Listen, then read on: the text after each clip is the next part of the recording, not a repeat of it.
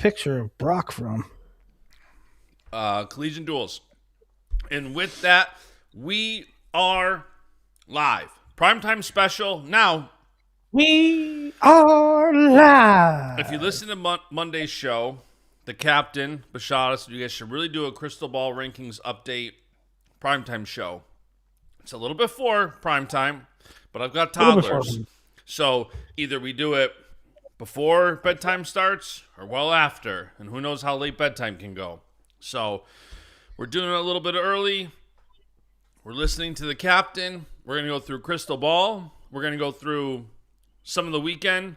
Kind of ironic that we were previewing the weekend tonight because Willie had a 6 a.m. flight tomorrow. Spoiler alert, no 6 a.m. flight. Yeah, no, I'm bummed. You know, part of doing this, like I hustled all day to get crystal ball done, and then to get this show in because tomorrow morning I would be traveling. But then I thought better of it. It stinks because I really want to go, but you know, I'm traveling so much that it's like I always feel 2-3 days behind. I just need to stay home, get my act together, and get out in front of some things. Just get organized. A lot of stuff. It's such a busy time of year. I mean, this week I did regular rankings, crystal ball rankings. I have to do junior high rankings. It's the busiest time of year for both college and high school. I mean, hell, we're only a couple weeks away from state tournaments. That's another thing I have to get out, the state tournament hub. Every year I do a project where I get links to every state tournament bracket in the country. So that's time consuming. I cannot believe that we're already at that like state tournaments around the corner. We're 2 weekends away from NCAAs, or 2 months. Like it's crazy. It's this season is going by so fast, and we've said it. Like it started really early, and it just hasn't stopped. There's been no downtime. There's been no like mid-season lull. Like there has been action, updates, things happening nonstop. It has been such a good season. Yeah, next year's going to be interesting because this year, like the National Duels sort of jump-started everything and made for this sort of whirlwind. Like it was big stuff right at the start of the season. Because you had National Duels, you had CKLV, the Ironman, then major events. Now next year, this coming year is going to be a little weird because National Duels were pushed back. That's going to be on the same weekend. It's like the 12th, 13th, right? Something like that. Mm-hmm. The only thing I will say about next year is the whole freestyle schedule is pushed back too. Okay, that which like world championships are late. U23s are late, and also in America. U23s are in America the week of the 12th through the 18th of October, and then a week later, the 24th, Senior World Championships start in Bahrain, and they literally go into November 1st. So Senior World Championships going into November is not common. Yeah. So everything seems like it got pushed back.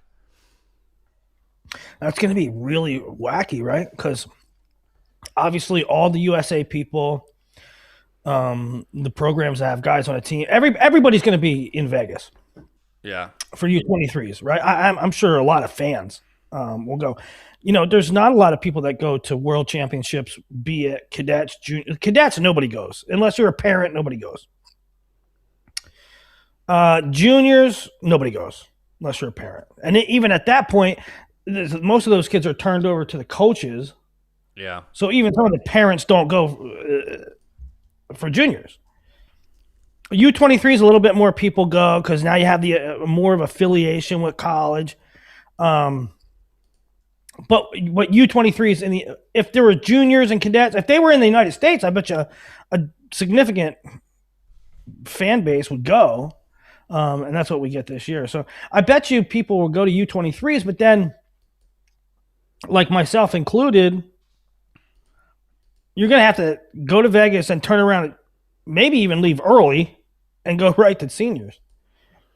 Yeah. Like you can basically go to both because there's a week in between, but it's going to be tough to like get home for a day or two in between. Like that's what's going to be tough. Like, and I don't know what the schedule's like. I don't think the schedule's out yet. Maybe it is, but I don't know what it is as far as like, is freestyle at the end of one and at the beginning of another? Like, who knows what the schedule's like? Yeah. But. Yeah. We're in the process of talking about future dates for RAF. And, one idea, like we kind of kicked around, I don't think we're going to do it, but the U.S. Open this year is it's always in Vegas, but at the same time in Vegas is like WrestleMania week. I guess it's like 2 weekends, and there's a whole week. WrestleMania is the weekend of the Open? Yeah. Oh, we got to go to WrestleMania.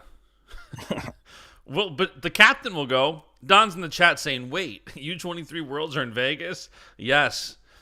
So there's actually a lot in the U.S. over the next couple of years. Even it's going to be interesting because senior Pan Ams are in the U.S. in Iowa, and then U23 Worlds are in Vegas. So fun year. Yeah. Oh, I just opened Crystal Ball on this computer, and there was an error in there.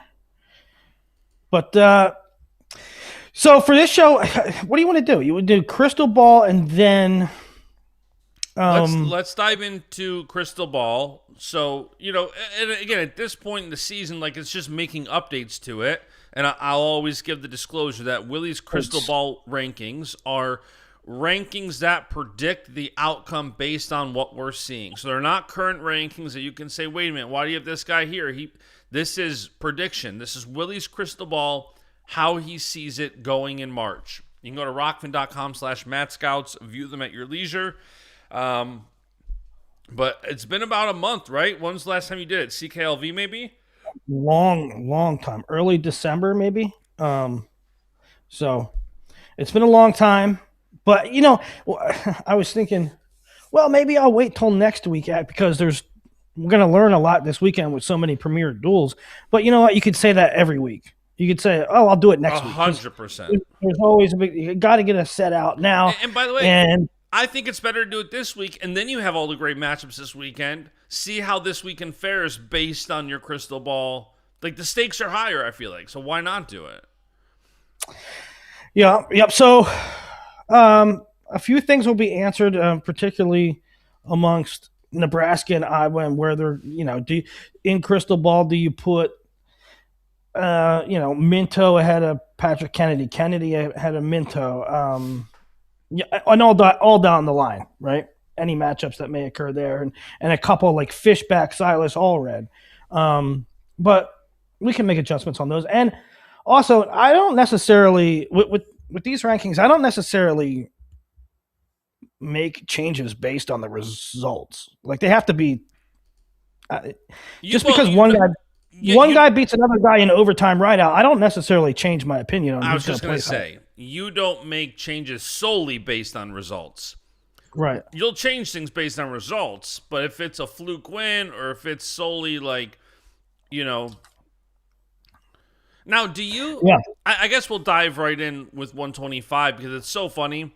When I go through this, when you send them to me, I'll sometimes just look right at your description. Like, okay, what's the change? And 125, your description is simply watch the show.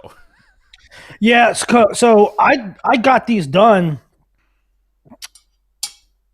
I started like 2:00 in the afternoon, and I was hustling to get them done before we went live. And so I didn't add detailed notes to each individual weight class, but we can talk about them here, and I'll put the notes in later. But you want to talk about 125 and then circle back to the teams at the end. Yep. I moved Buzakis up.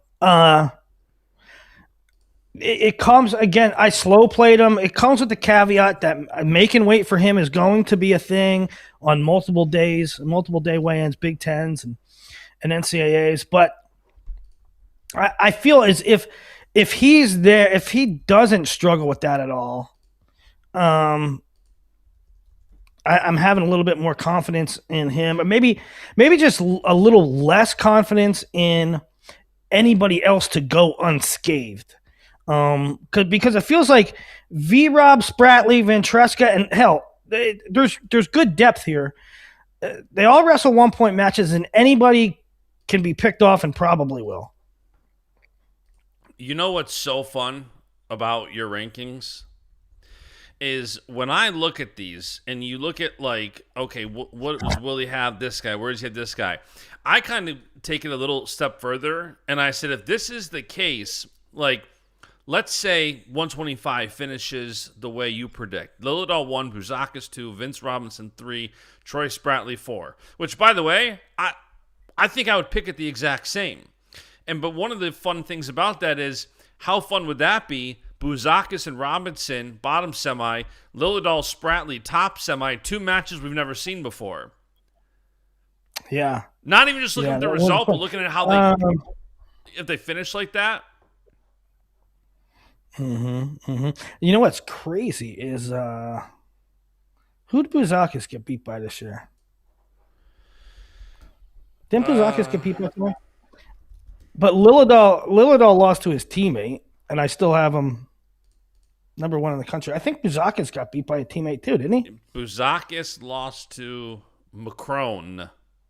Yeah. So the guys I have in the finals both lost to a teammate this year. And that was the only person they lost to, which is sort of crazy. V-Rob and Spratley, obviously the 2 finalists from last year. Ventresca always seems to have V-Rob's number. I have him 5th.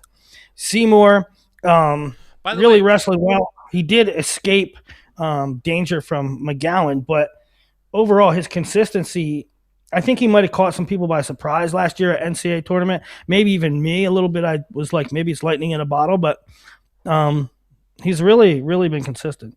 And I will say, too, like the chat is saying we'll see Buzakis Lillidahl in season. Now, I do think so. I agree with that. I think we'll either see it February 13th or I think we'll see it at Big Tens. But strictly, if you tell me we don't see till NCAAs, I wouldn't be surprised either. When you have Kilkery and McCrone both at 125, if we saw one of those 2 guys in the duel, I don't think we will, but it wouldn't surprise me if we did. And then at Big Tens, if Lillidahl and Buzakis aren't on the same side and something happens, like there is a shot we don't see that. I understand there's a shot we do see it, and there's 2 chances we see it, but you also don't know. Sealing that weight is not going to be fun. No. Never is. No. I don't really know how they will seed it, although there's a lot of time, to go. Any guys looking at this? I mean, I don't think it's that far. I don't think there's much crazy in it. I don't think there's crazy picks in here, except for the obvious is that this is such a wonky weight. Any of these guys. I mean, a round of 16 guy could very well be the tier separation isn't as great here as it is in most weights. Most weights every year. Like you've got Nico Provo in the blood round who just beat Vincent Robinson 4-1. Yeah. You know, but that's this weight. That's what happens. Yeah, it's sort of crazy. Let me see if there's anybody that I didn't put in that I felt bad about not getting in. A couple of guys that were on my cut on the bubble to me was Spencer Moore of Illinois, and I felt bad not getting him in, but he's like one of these guys that loses by a point to everybody, and he just doesn't have that. Now last year I think he beat like Ventresca or somebody. He had somebody's number last year. But this year, he just doesn't get the wins, and it's always like close losses. Just give me one. Just give me one win. Just make it, instead of losing 4-3, win 4-3 one time. But it just never happens, and so I kind of bumped him out. Ezekiel Witt's having a good year, but he just didn't make the cut for me. Nikolai Rivera's had some tough losses, but I still think he's a problem. Mark Anthony McGowan's kind of the same way as Spencer Moore. Um, Yeah. you know, he had V Rob on the ropes last year at NCAAs, and I probably should have won the match and ended up going 1-2 after that. But that's 125, 133. I don't know if this surprised anybody, but I'm taking Crookham at this point in time. I've seen enough indication that he's healthy. If you would have told me in the beginning of the year, this is my thought process, and by no means am I saying he is a lock and he's going to win. Here's my thought process. Coming into the year, if you would have told me, yeah, Ryan Crookham was 100% healthy, I probably would have took Ryan Crookham. But I moved him down a little bit because I didn't know. There was some uncertainty about his health. Um, with him being fully healthy, I think he's a very, very difficult out. And it presents a lot of problems. Him and Blaze are so very similar. They never break position. They're almost unable to take him down, and that's how I see it right now. Crookham, Blaze, and then I got Forrest in there for the first time this year. Got Jax Forrest in at 3, and I feel really bad about having the defending national champion at 4 when he's undefeated this year. But I don't know. That's the way I see it.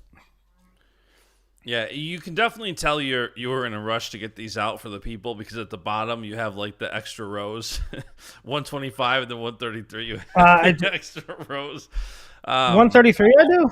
Yeah, you've got Dylan Campbell and Farber down there. Well, I gotta get that out. We'll get that updated. I'm gonna do that right now as we speak. I'll say this because I give you credit for putting these rankings out, and there's no matter what you do at 133, you're gonna have fan bases pissed off because you're gonna have people. Penn State fans, what do you mean Marcus Blaze isn't gonna win? Oklahoma State fans, wait for Jax Forrest, what he's gonna do. Illinois fans, Lucas Bird just won the dang thing and hasn't lost since. Ben DeVino looks incredible for Ohio State. Drake Hale has been to the finals 2 times. He knows how to perform in March. Like it's crazy. You go down the list and like. There are so many legitimate arguments for different placements, and it's why I think Bashada in our last shows like cut you off from something was like, all right, tell me what do you got? Crystal Ball 133. It's such a fascinating weight. The easy weights that are chalk, like it's not fun. This is. Well, 133 has become the most fascinating weight in the country. Yeah. In my opinion. I mean, you have. 125 has 2 returning finalists back, and neither one of them, I don't have either one or 2. 133 has the same thing, but yet they even have more depth and more question marks, which makes it a little bit. 125 is fascinating because anybody can beat anybody. 133 is fascinating because there's all these new faces and there's so many freshmen. So there's not a lot of head-to-heads that we've seen before. And so there's a lot of uncertainty, which makes it amazing. And everybody has a case for their guy. I mean, look at the top 8. Yeah, Blaze, Forrest, DeVino. Yeah. And then in the next tier, I have Larkin and Seidel, so 2 more. So 5 of the top 12. You know? And that includes in the round of 12 or the blood round, 2 guys that AA'd last year, Van D and Knox. Now, for Nebraska fans, you could say, well, you have Van D not placing and he placed last year. Yeah, well, maybe, I don't know. Let's see how he does against Drake. Drake got a lot of stuff going on. Number one, his record isn't great, but the schedule he had is incredible. So he doesn't have any bad losses. I mean, his worst loss is to an All-American Zan Fugit. That being said, he hasn't looked the same as the old Drake. And so it's crazy to have the returning national finalists 4-6, but there is such a strong argument when you look at the 1 through 6. It's not like it's just 4 through 6 or 4 and 6 on a wing and a prayer that this guy might like to have Crookham, to have Blaze, to have Jax. Like, by the way, how exciting would that be? Let's say this is the seeds or finish, whatever. Blaze Forest is a semi. Like, how awesome would that be? The winner of that goes to the NCAA finals. Yeah. Well, somebody's laughing at me picking Crookham. All right. Who's listen, laughing? I don't know. Molly Ringwald, Rollison, Mason. Hey, Crookham might not win it. There's no sure things at 133. If you think there's a sure thing at 133, you're nuts. Marcus Blaze is probably the safe pick. Marcus Blaze is the safe pick. I mean, if you polled who's the safe pick? The safe pick at 133 is Marcus Blaze, right? Yeah. I mean, he's proven himself. Yeah. People are going to say you're just saying that because you're a Penn State fan. Maybe. But if you look at what he's done this year, Forrest is right there too, but like Forrest is coming into the season late. So give Blaze the edge of, sticking around, or not sticking around, but like starting the season earlier and getting to more of a cadence. Like, I don't think it's outlandish. I don't know that I would put Crookham 1 just because for him staying healthy and, I'm not sure I would pick him 1, but I don't think it's outlandish. No, I don't think it's the popular pick. I don't think people. I didn't do it as a novelty. I didn't pick Ryan Crookham. I didn't pick Ryan Crookham at this time for people to look and say, "Oh, Willie's trying to be cute." That's it. That's who I think's going to win it right now, today. That's who I think's going to win it. That being said, I can understand if he's not your pick, but you're also delusional if you think he can't. Well, I think here's the argument against it. You've got in the last 2 years, he has 5 matches last year and 4 matches this year. His matches this year are 4 or 5 point decisions. Who cares? Who the hell cares? Well, you care when you say this guy got a tech. He should tech a guy he beat. Okay, and when Crookham's wrestling a guy ranked 62 on WrestleStat and 161, the same logic doesn't apply that a guy should major, a guy should tech. Like, I think you can still look at it and say, hey, he's got 4 wins this year, 4 close-ish decisions. You can absolutely make that argument. Absolutely. That doesn't. Marcus Blaze just beat somebody close. Who'd Marcus Blaze just beat close? Don't say Drake. No, I'm not saying he can't have a close win. I'm saying the argument against it is Crookham has 9 matches in the past 2 years. I'm not and at that, they're 5-1, 6-1, 7-3 matches. So I understand the argument against it. I'm not saying Crookham can't win it. Crookham's a dog. Yeah, I don't think. To me, the argument against it, I don't think is close scores to guys that don't really matter.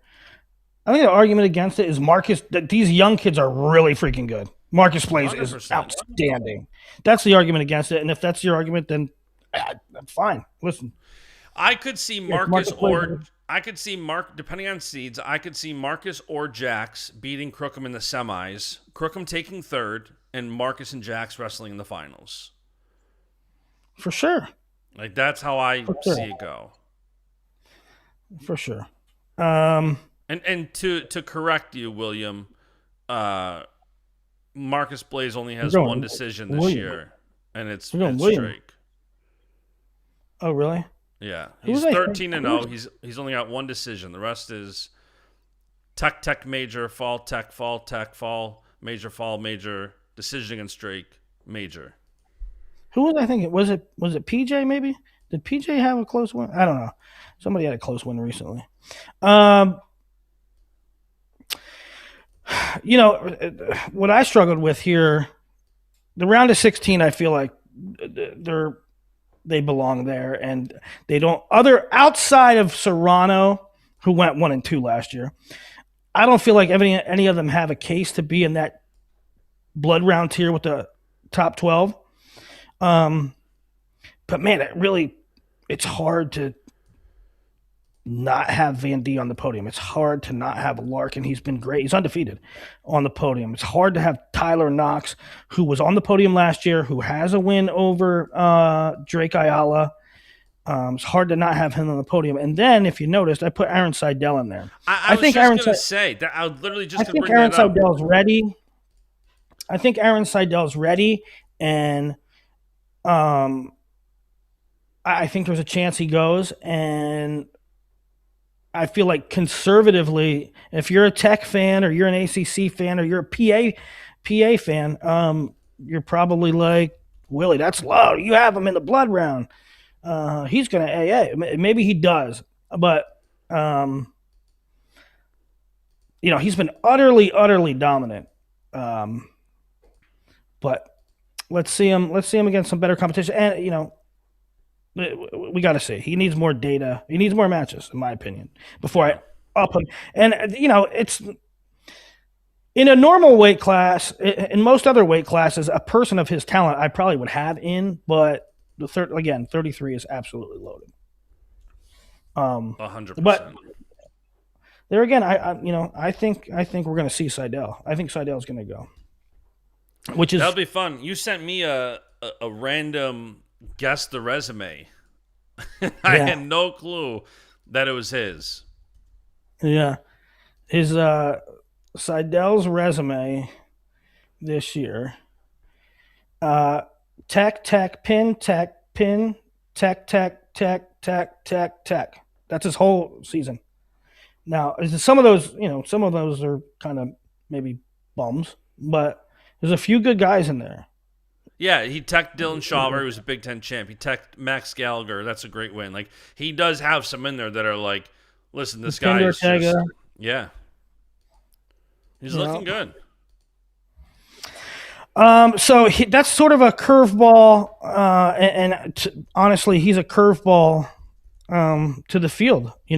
How does he match up with Knox? We're going to see it this week, right? Is Stanford Virginia Tech this week? Yeah. Yep. I mean, that's a big match. It's a big match. 133 is awesome. And do you think we see Seidel versus Knox this weekend? I do. Yep.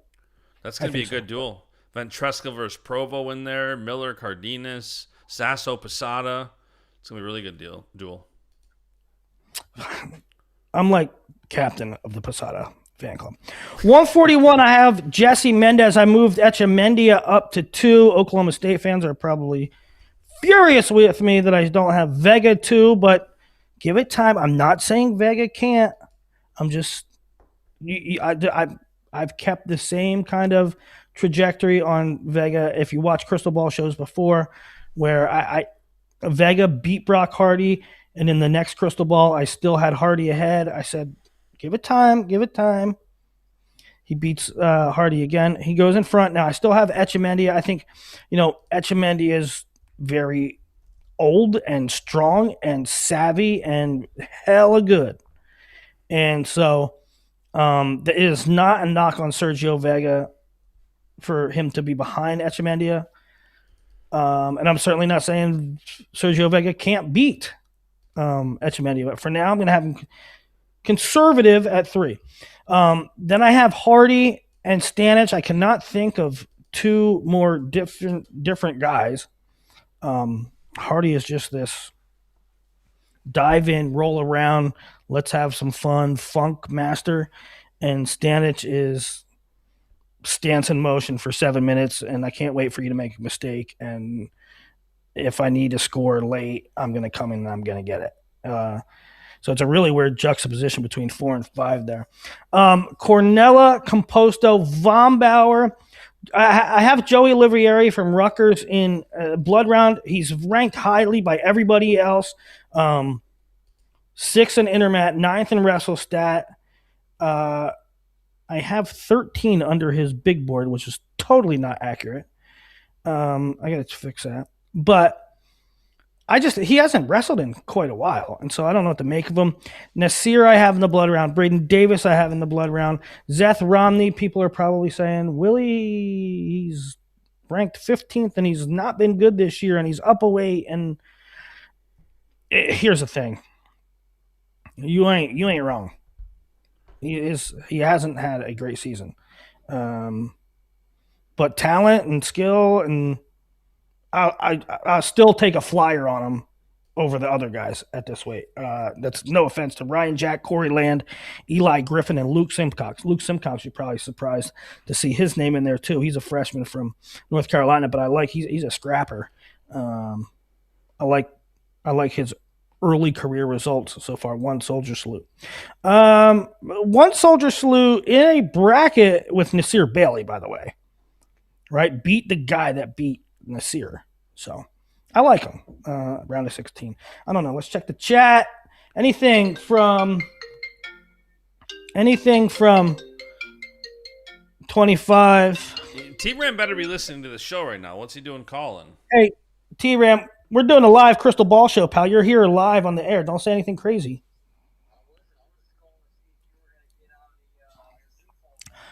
Yeah, a Zoom call for what, bud? Hey, how about this? Tell the people I put Luke Simcox. 6 targets. I'm going to put you on speaker, all right? Talk a little bit about what'd you say I have? I think we have 5 or 6 Tar Heels in the blood round. You know, I was thinking about that when I got to Jake Daly at 184. I thought to myself, you know what? I'm starting to put some I think I put a bunch of Tar Heels in here, and you're coaching them up. You and the old goat. I mean, it's been fun. We're just quietly winning and moving our way up with not a whole lot of talk, which is nice because that's kind of how we want to do it right now. We got, on average, 7 to 8 freshmen in the lineup every night. That's crazy. These guys are winning when they're not supposed to not. When they just are ignoring the fact they're not supposed to be winning, and that's always fun to have. So yeah, it's a really fun team. Young and they're kind of going through the ringer, but they're doing really well. Am I correct that Simcox won a bracket with Nasir in it? Did that happen? Yeah, and your company still hasn't moved him up in his rankings, though. So talk a little bit about Terrakina. A little frustrating for Terrakina, right? Because he's been going places, but he hasn't been hitting the guys. No, and hopefully we hit one this weekend. But I saw the probables, and that's one of the ranks. We got 2 guys listed, so hopefully, he gets to have one of those matches this weekend and doesn't. I'm not saying that someone's sitting out on him, but it's just unfortunate that. Yeah, that's been the case. And the way this sport works, he just hasn't really been able to get those matches that are big-time matches or high-ranked matches. Mauger was a really good one. Mauger came out tough. We came out a little flat. So, he could be undefeated right now heading into this duel. It's a big weekend on Friday. Yep. Well, all right, brother. I love it. I'll give you a holler back. I texted you and emailed you 2:00 tomorrow. We got our Zoom press conference. All right. I'll be there. All right, buddy. See ya. Yeah. And that's T-Ram, ladies and gentlemen. He is right. I mean, I'm not pumping him up, but because he's my pal. But they have a neat young team in Chapel Hill. It was a pretty good segue, natural segue, talking about Simcox and then Tony calling when he did. Tony's no dummy. He was listening. You think? Yeah, 100%. All right. Thoughts, chat on 25 to 41. Any questions? Vega is like the greased up death guy. We're 35 minutes into 3. What the hell does that mean, Cornell Kevin? Vega is like the greased up deaf guy. Echemendia's power isn't gonna a lot of good. The greased up deaf guy. I don't know what that means. All right, let's go to 49. I hate Willie, this way.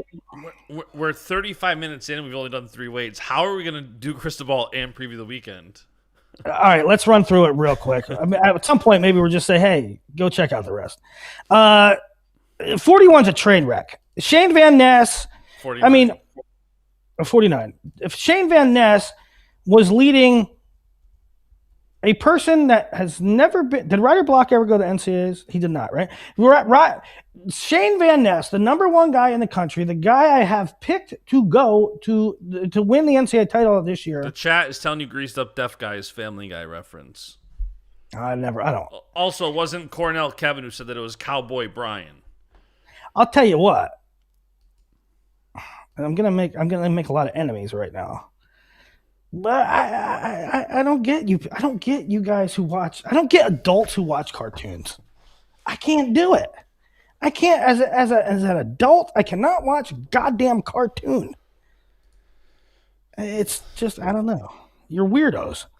But the guy I have, the guy everybody has, predicted to win the national title.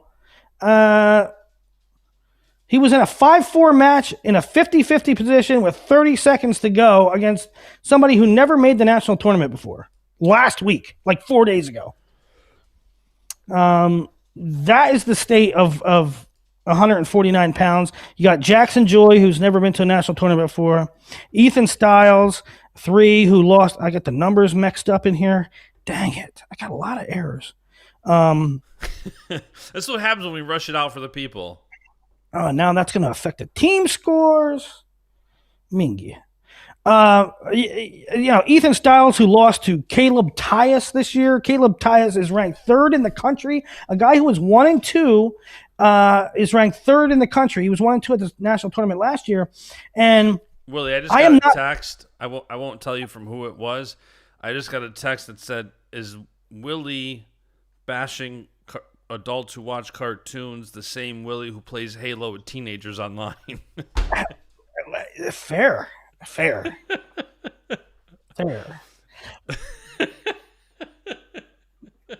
But hold on. But like playing a video game where you like shoot and there's like skill involved, right? You're actively doing something. Watching a cartoon where there's talking horses and there's they're making strange voices and it's sophomoric.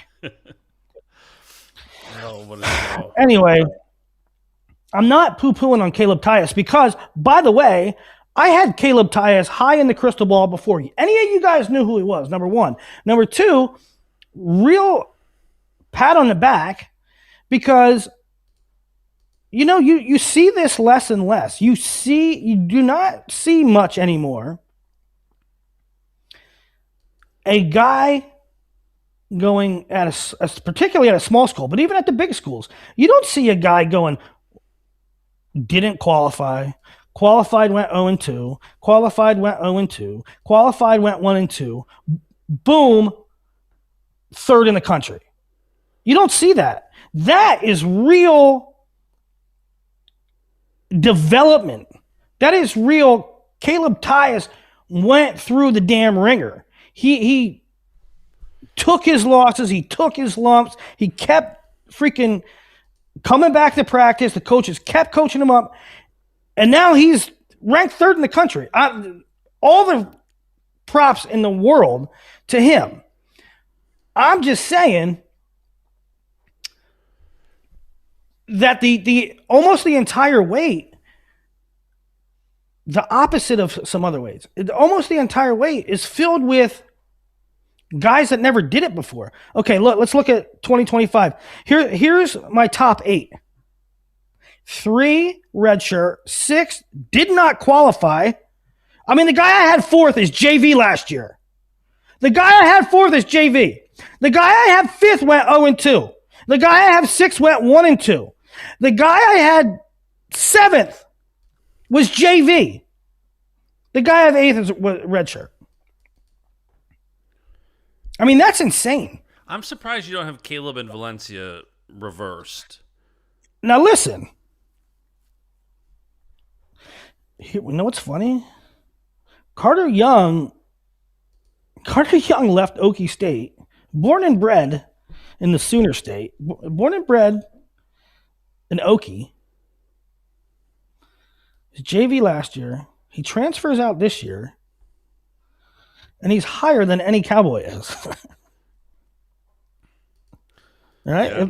I mean, plug his points into Okie State. Here's another thing about Okie State in this way. I found it very interesting. I found it very interesting that Tegan Jamison wrestled. What does that mean? That is bizarre. You don't think that's bizarre? One tournament, I don't think it's bizarre. No, I do agree that it's like. So I think sometimes you see something like that and it makes you think. I just don't look too far into it. Like, I didn't look too far into Tony Cassiope wrestling at that tournament. Wait, hold on. Tony Cassiope doesn't have college eligibility. I understand. I'm just saying. I didn't. Do you understand? Do you understand that by Tegan Jamison wrestling last weekend, he burnt his year of eligibility? That's what I'm saying. Tegan Jamison, if Tegan Jamison doesn't wrestle this entire year, if he doesn't wrestle that tournament, say, he hasn't wrestled before. If he doesn't wrestle that tournament, he applies for a medical. He applies for a medical. He gets a medical. He has 2 years of eligibility. He wrestled that tournament. That's gone. Which is blinking neon lights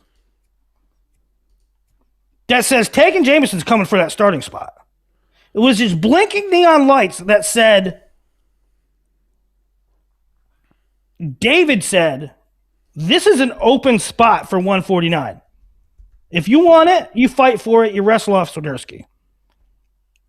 No, I did. And that's major news. That's major news in my opinion. I mean, I almost put when I did at one point type in. I was typing Swiderski / Jamison, and I thought, no, I won't do that. I'll just explain it on the show. But if Tegan Jamison was not planning on winning the spot, he would have wrestled. He would have applied for a medical, and he would have got it. Does it matter that he wrestled unattached? No, don't matter. No, he doesn't. He doesn't have a red shirt. So what's the point of even wrestling unattached? No idea. No idea. He doesn't have a red shirt. And they did enter 2 guys at 49. Maybe they could only send 1 attached. Because Bo Hickman also wrestled at 49. He wrestled attached. I have no idea. Interesting. Anyway. Also of note here, I moved Chance Lamer way down. Way down. I mean, I had him placing, and then I went and looked at results, and he actually only has 1 loss. It was against Swiderski. I don't like the way he's wrestling right now. Not taking attacks. I guess we can talk about it when we get to the preview. But that's 149, 157. A lot like 133, where it's sort of pick your poison. You could go in a number of directions here. I go Duke Robideau. I go Meyer. I think a lot of people are a little down on Meyer and like sort of over Meyer, so to speak. But I'm not. I mean, I think he's good for maybe 1 slip up a tournament. I don't know. I don't have the utmost confidence. Although I would if these 2 youngsters weren't so good. I mean, PJ Duke beat Antrell Taylor, the reigning national champ. Then he went and he beat Yanni Diakomahalis 2 times. All right. So who did he beat? Don't forget the other one. Oh, he beat 2 reigning NCAA champs, Lovett and Taylor, then beat Yanni. Yeah, and there was another one in there he beat too. Not a champ, but like somebody like ridiculously good. Didn't he? The chat is in the Meyer camp. Shocker, Cornell Kevin's in the Meyer camp. Sean Carroll's in the Meyer camp. I will say with Meyer, like, we don't. Sometimes it happens with Ivy League guys that we don't see those schedules throughout the year that you might see in like the Big Ten. But, Meyer is going to see Caleb Larkin potentially January 31st, which would be a good one. If NC State is wrestling Zepeda, we'll see him there. Now, I haven't looked yet. You do not have Zepeda wrestling? I don't. Not at this point. Okay. I don't at this point. I mean, I thought about it, but yeah, I don't know. I don't have information one way or the other that convinces me one way or the other that he's going. So kind of just was cautious with it, and yeah, I don't know. We'll see. He certainly could be one. They brought in Ethan. No, or who was it? Who was it starting? It was Arrington originally, right? Yeah. And he got hurt. I don't know. I'm not sure. Sometimes like Kevin said Zepeda's done for the year with surgery. Daniel is? Zepeda. Oh, I didn't know that. So that clears that up. Yeah. All right. We'll try to move a little faster here. 165 is pretty much what you expect. I don't think there's anything out of the realm of like shocker here. I still have Caliendo over Lockett. I still have Downey placing despite taking a couple weird losses. Not weird, but he lost to Hepner. I have Gallagher. It's sort of a little surprising to me. I'm doing this and I look up Patty's ranking. He's 18th on Intermat and 16th on WrestleStat. I'm like, what? That seems incredibly low, but I guess I get it. But I just think he's much better than. I just think he's much better than that, and so I put him there. I don't know. So yeah, not a whole lot to talk about at 65. No, this weight is like one of the biggest question marks at this weight is Caliendo and Lockett, and then the rest's like anything can happen, obviously, but it's the antithesis to a weight like 133. That's for sure. Yeah, 174 is kind of the same. I think everybody has Levi, Simon, and PK. Levi, Simon, PK, Karchla. I think everybody would consider those sort of AA locks. I think the next tier, and when I say tier, I don't mean in terms of ability. I mean in terms of public perception. I think maybe Minto is sort of on his tier of his own where people are like, yeah, he could place or he could be blood round, which I get. I think there's. I could see Minto losing in the blood round. I could also see him beating a guy like Kennedy, but we'll find out this weekend, right? It's a big weekend for Minto, who's going to have Kennedy on Friday and Karchla on Sunday. Literally, I was just going to say, he's wrestling the number 3, number 4 guy in the country back-to-back Friday, Sunday.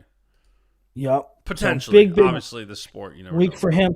I still have Wask in despite a loss to Schubert. I have Facundo, blood round, even though the Intermat has him ranked 7th, so that's like a podium guy based on rankings. And he very well could. You know what it is with him. It's going to be a 1-point match, 1 takedown match. If he gets it, he's an All-American. If he doesn't, he's not. That's how it's going to be. I still have Lenny Pinto in. A large part, Lenny Pinto got majored by Bauman last week, who he majored last year. But there's not a whole heck of a lot of depth. So I still think Lenny's dangerous. I think he could win 2 matches front side or 1 and win a couple. I don't know. I'm just not overly enthused with the depth at 174. 184. Now this is probably a little interesting. I spent a little bit of time, more time than you'd think, dwelling on this, but I put Rocco 1 and I feel no confidence in it. I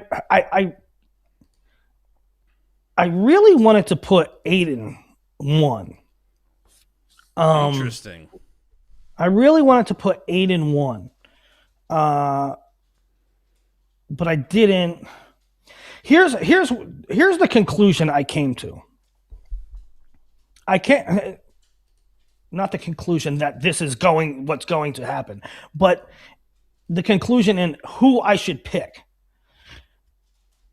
I can't take Ferrari. I cannot take him to win like 2 or 3 one exchange matches in a row. Can't do it. Yeah. Because he didn't ride well, and he doesn't score a whole. He didn't go. You have to go get it, and he didn't. And so, can he? Yes, but I can't pick it.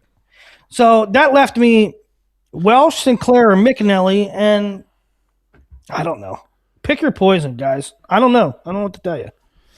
Yeah, I think Ryder AAs, maybe a little biased because I love Zach, but I do think Ryder AAs. I think Max, it's funny. I get your logic, and I don't know that I could pick the order, but I do think Max ends up taking top 3.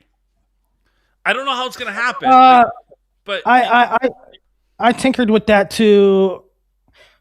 I thought about taking Max 3 or 2, but I didn't want to. Here's why I didn't. I didn't want to put Ferrari 4. I don't think it's fair to drop him from 1 to 4 because of 1 loss. That's fair. And it's just, I don't know. I will say that's 84. Little sidebar. According to Crystal Ball, spoiler alert, you do think Iowa keeps the streak 35 years in a row NCAA finalists because you got Caliendo in there. I got Caliendo in there. Yep. 197, pretty par for the course. Barr, Elam, Novak, Little, Merrill, Stout, McDaniel. So that was the same order, except I jumped Novak over Rademacher. Does Rademacher Little hit this weekend? Rademacher Little hits this weekend. Okay. Yeah, so that's the same order of the top 5 with the exception of Novak over Rademacher. Merrill sort of plays with fire, but he's real solid. You know, it's funny. I don't know if it'll impact your crystal ball at all, but we will see Elam Bennett Berge this weekend. Bennett Berge's a guy who, 4-time All-American now? He's taking everything. Didn't he get? Oh no, Rocky did 3. There's something. I'm switching it.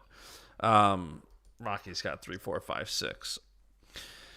Yeah, but Elam Berge this weekend will be a nice indicator for where Berge's at because, I think McDaniel AAs, but could I see Berge and Stout switching or something like that? Yeah. Rademacher Little will hopefully see this weekend. Well, so McDaniel has Geog this weekend. Geog could win that match. Yeah. Yeah, for sure. Berge can beat McDaniel for sure.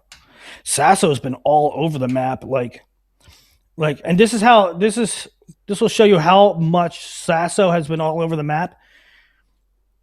Intermat has him 15. I have him just top 12. But WrestleStat has him at 7, which means 8. Which means he has some really wonky losses that keep his regular ranking down, but he has some really good wins, which bumps up his ELO rate. He took 2 kind of bad losses early, the first weekend, Southeast Open, November 2nd. He lost to Rune Lawrence and Gavin Nelson.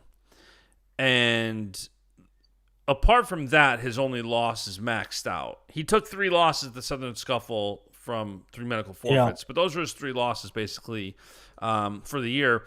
But captain of the fan club should know this. Who's Sonny Sasso wrestling this weekend? Friday night. Posada, yep. Another guy I really like that flies under the radar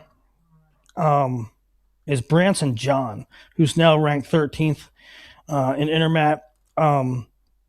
He was a guy like just a workman, like the kind of prospect you just love, the kind of kid that you just love coming out of California. Goes to Maryland, wrestles 174, had a fine year as a true freshman starting in the Big Ten, moves up 2 weights, still doing good, no problem. True sophomore, up 2 weights. I don't know. I like that kid. Yeah. Heavyweight, also in the 197 context, right? And Dean comes out. So that opened up a spot.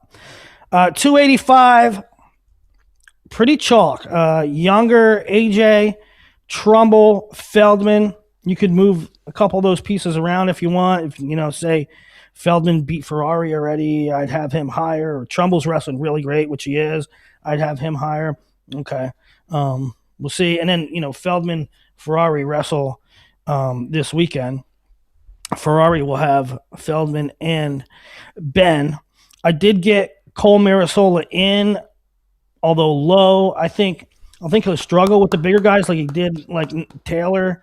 Go through growing pains as a first-year starter in a Penn State schedule. Had that loss to Christian Carroll, but then comes back and beats Keeter.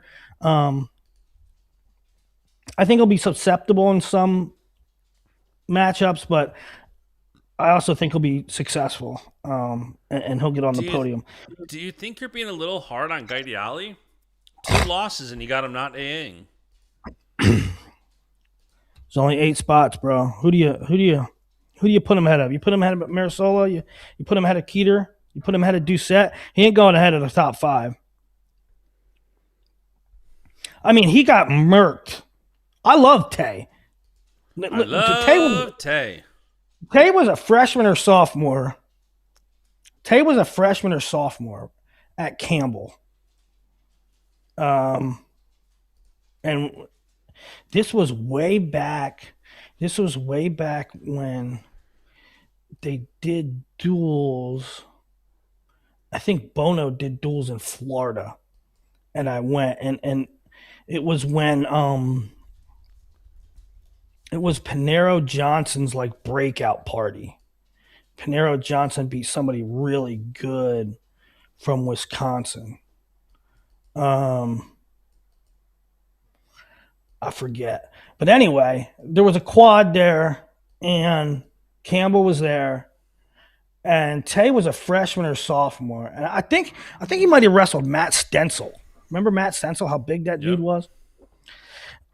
Anyway, Tay's there, freshman, sophomore. One of the rare kids that I didn't know. I didn't know him growing up. I didn't follow him. I didn't talk to him. Most of these kids I've had communication with that are stars in college. But Tay, I'd never talked to him. But he wrestled really tough. He lost. I think he lost to Stencil. I went over to him and, long after the match, I said, hey, whatever you're doing, you got a lot of potential. You keep it up. You're going to be really good. And a couple years later, man, the dude's a thing, right? Wrestled in the All-Star Classic, made AA. So I ain't poo-pooing Tay. I love that kid. But he obviously wasn't right. There is losing, right? There is losing, and then there's this dude don't look right. And that dude did not look right at CKLB. Yeah. Now he will it's funny how many guys have such a gauntlet coming up at conference season. Listen to this stretch that Tay has. February 1st through the 15th. So within 2 weeks, Nick Feldman, Cole Marisola, Ben Keeter, Braxton Amos.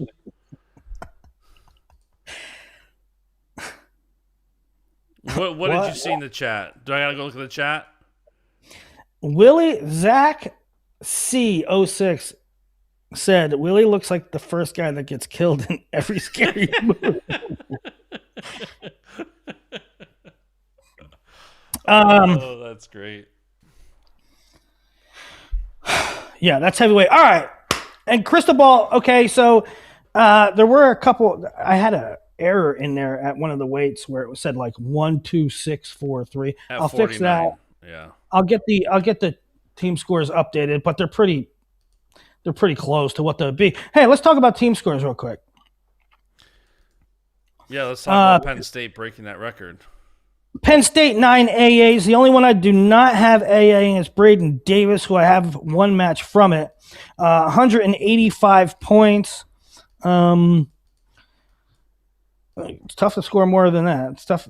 People, you might say, "Hey, you don't have Marcus Blaze winning. You're lowballing us." Okay, but I have you number one almost everywhere else.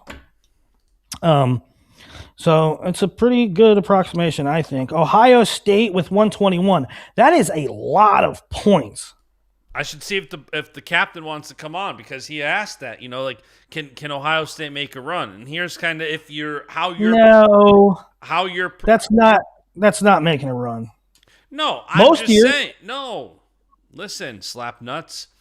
He asked, can Ohio State make a run? This is the answer to that question, because you're not looking at just can Ohio State holistically make a run.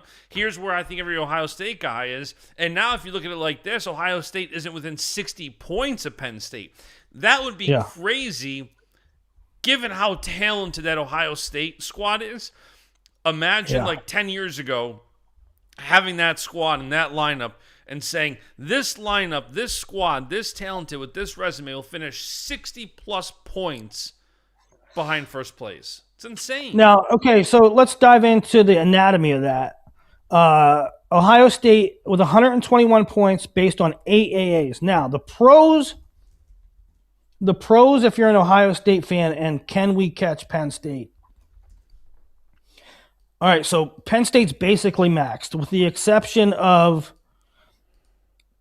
Braden Davis being blood round and catching 4 or 5 points there.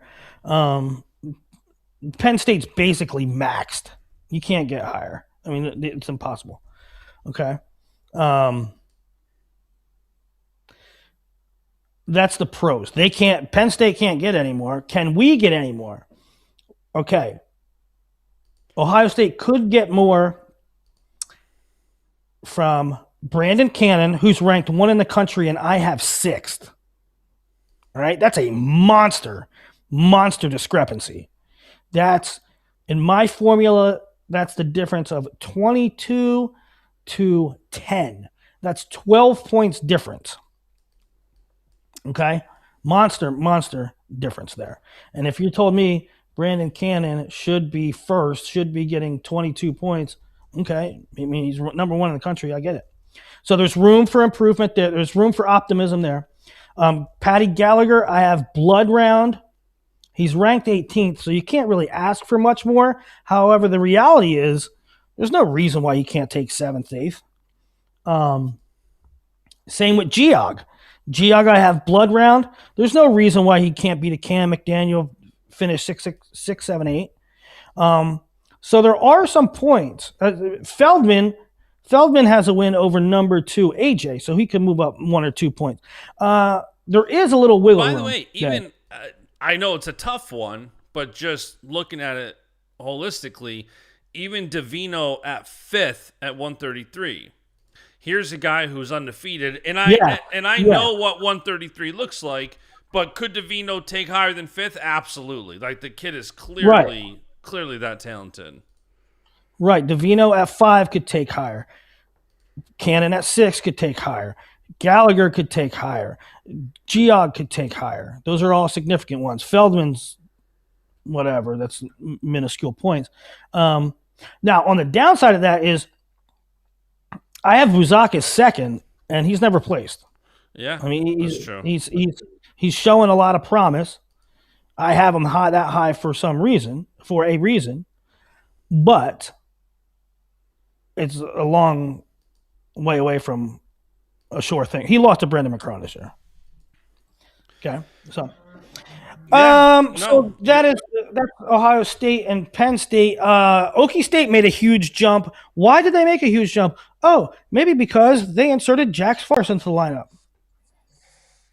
Guess what they moved? They moved from 6 to 3. Willie, cue the music real quick. Oh, maybe that was a smart idea. Willie, cue the music. What's the music? Listen, let's be clear on something. Let's be clear on two things. Certain adults watch cartoons, especially cartoons from like the 1980s. Okay, that's There is number one. no way. There is no way that you watch cartoons. What cartoons do you watch? You watch fishing cartoons? No, the Transformers, the old Transformers cartoons, Battle of the Planets. You know, those The Super Friends? those things. Come on. No.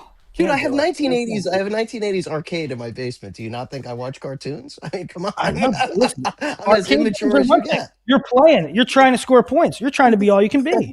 But watching for these little sophomore jokes on South Park is a whole nother. It's a whole nother. I ain't doing it. You know what? When people show me a clip of a South Park funny, I think it's funny. I think it's hilarious. I ain't sitting down and watching it. I ain't saying, "Hey, South Park's on. I'm watching this." No, it's for nerds. You don't have time for that. You got to play Halo. I get it. It's all good. Look, getting on the wrestling thing for a second. Okay, I play Halo. Well, I want to be clear. Then I'm gonna drop off. I just wanted to be clear on this. What I didn't say. Ohio State. Are you on the Love Boat? You look like you're in a bed. You look like you're in a bed on a yacht. No. I'm just sitting in my bedroom with my feet up, laying down. So what I said was this. If you remember the context, the question I asked was, can Ohio State? Is there an argument that Ohio State could make it the team race somewhat interesting?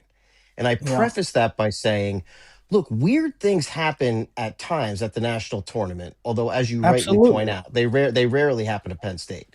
But my question was, assume that a weird thing or two happens to Penn State. Can Ohio State at least make it interesting in a team race with Penn State? And I think that, I like where you were going, and I'm going to drop back off to let you guys go. But I just wanted to be clear that, what I said was, if one or two things go wrong for Penn State and Ohio State maxes out, we could actually be sitting there Saturday night in the suite going like, holy shit, this is going to be an awesome final round, and some things have to happen in order to decide. Which we all kind of want, right? We all kind of want a scenario 100%. Where it's like, hey, this ain't over. Penn State has to do this, this, and that. That's all you really can ask for, right? But you're right. It's not that. It's not can Ohio State beat them. It's sort of can they make it interesting? And I think the answer to that is yes. Look, Luke Lillidahl is not a lock for the finals. He's not a lock for the finals. Shane Van Ness is not a lock for the finals.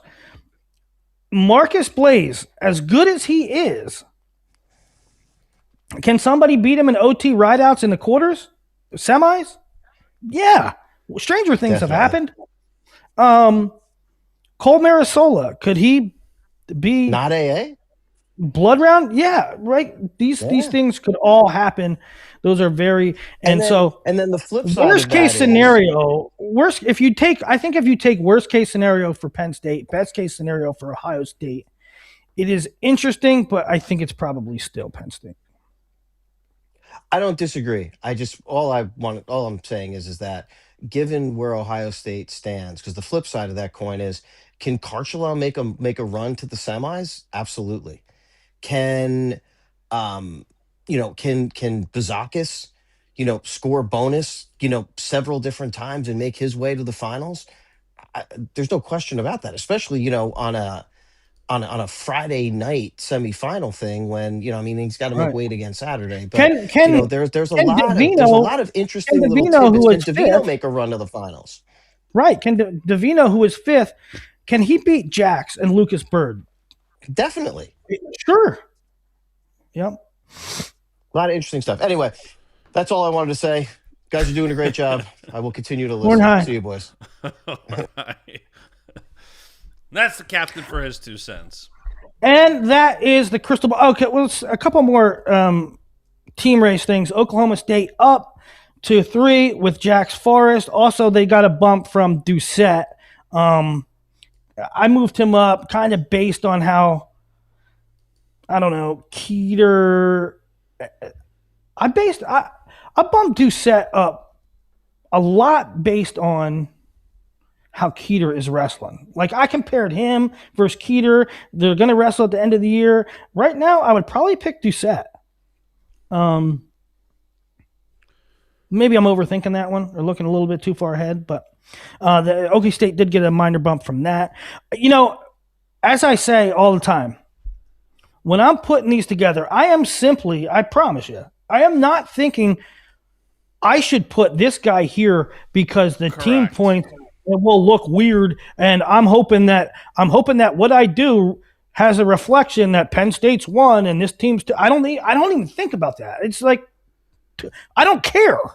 Yeah. And here's a clear case of that. I'm doing all my projections, and then we have these tables that automatically pull points and populate the team race thing. So I do 25 to heavyweight, and then I look at the team race thing, and it said Iowa State 4th, 97.6 AAs. And I went, what? That's what I picked? That's way high. That is way high I did not expect the formula to come out like that. But it is what it is. That's what I picked. Yeah. And 285, I think I have Frost again. 49 is a train wreck, and so Iowa State is getting a lot of points from Jacob Frost at 49, which is far from a given.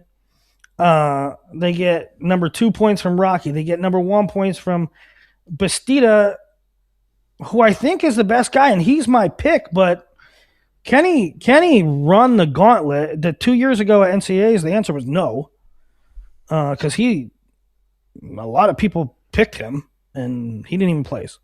So yeah. Hell, I have Echemendia too. That's what it was too. Echemendia went from like 4 to 2. Yeah, you were very favorable to Iowa State. Yeah, and it wasn't because I was trying to. I mean, you got what? Iowa State with 3 in the finals? I got Iowa State 10 points ahead of Iowa. You got Iowa State. Well, I mean, Iowa State did just beat Iowa in the duel. Not that means everything for a tournament, but but right, the big match in that duel was Gatan beating PK, and in the crystal ball right now, I have PK 3rd and MJ blood round. But you have 1 finalist for Iowa, 3 for Iowa State. That's what it is. Because you've got Elam, Bastida, and Echemendia all in the finals for Iowa State. You only have Caliendo for Iowa. Yeah. Nebraska took a dip. They're down at 6 now with 85 points, 2 points behind Iowa. Although, you know what? There's pros and cons here for Nebraska. You can say I murdered them because at one point I had them like over 100 points, and now they're down to 85. You can say I hit them pretty hard. But on the other hand, I still have them placing 7. That's hard to do. I mean, that number still might not be low enough. That number still might be high. I mean, McDaniel's no lock. They're definitely another one that can outperform. There's a lot of room for Nebraska to perform higher than where you put guys, for sure. Yeah, Nebraska has so many. Like, can Brock Carty do better than 4th? Absolutely. You know what I mean? Like, there's so many ways where it's like you got Angelo Taylor 5th. Last year, he won the thing, you know? Right, yeah. So I got Van D in the blood round.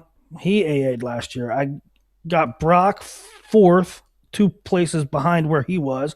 I got Lamer all the way down to going 3 and 2. I got Antrell going from 1st to 5th. Minto's about There's nothing really to talk about that. LJ, I gave the benefit of the doubt, though. I put him 8th, I think. And I don't see how he places much higher than that. So I think I was fair. There's a little bit of wiggle room for them, but I think 6 and 85 is probably a good projection for them at this point in time. Wow, I have Lehigh at 7. I have Lehigh. Look at the team scores until now. Wow, look at that gap though. From Nebraska at 6 and 85 to 7, Lehigh 65. Giant gap between 6, 7. You did that on purpose. I see what you did there. Yeah, I did. Good point, Cornell Kevin. AJ or Younger did break a fingernail that year. Nebraska will dump AJ before the end of the season. No. I got a good report on AJ.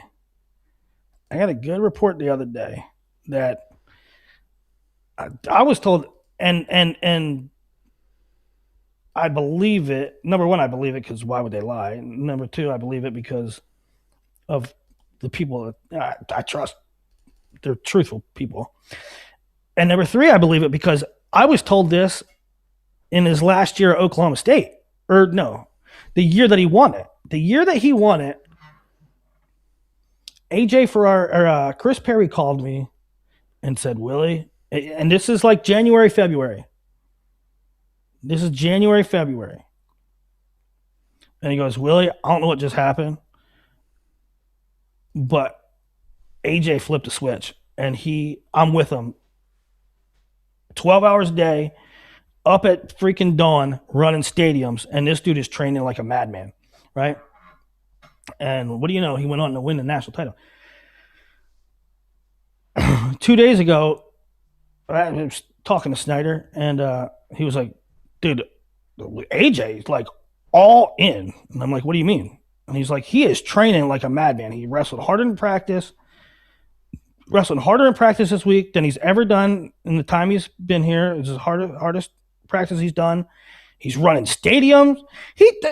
This dude told me that, I don't even know if I believe this. This is the part I don't know if I believe. But Snyder tried to tell me that he was carrying Tervel up stadiums. How is that not in content? How is there not a video of that? That needs to be on video. Right. We got who's the one reporter? He got exclusive footage of AJ last week. Yeah, where was that guy? Sent him into the stadium. Where was that guy? Somebody asked, what was Willie's top 5 for 157? 157 was dealer's choice here. It was PJ Duke, Robideau, Meyer, Caleb Larkin, Antrell Taylor, Brandon Cannon, Ty Waters, Vinny Zerbin, and I will go 57 and 33 for the most complete 1 through 8. I mean, that is a group. Yeah. I mean, look that at is a group. Brandon Cannon and Ty Waters, who you have, what are they finishing in your crystal ball? 6, 7. They've been ranked like 1 and 2 all year. Ty Waters was pretty much number 1, and now Brandon Cannon's number 1. So the guys at 6 and 7 have literally held the number 1 spot, I think, pretty much all year. Yeah. Well, we'll get some answers this week. Taylor and Cannon hit. Also, Jordan Williams, Antrell Taylor.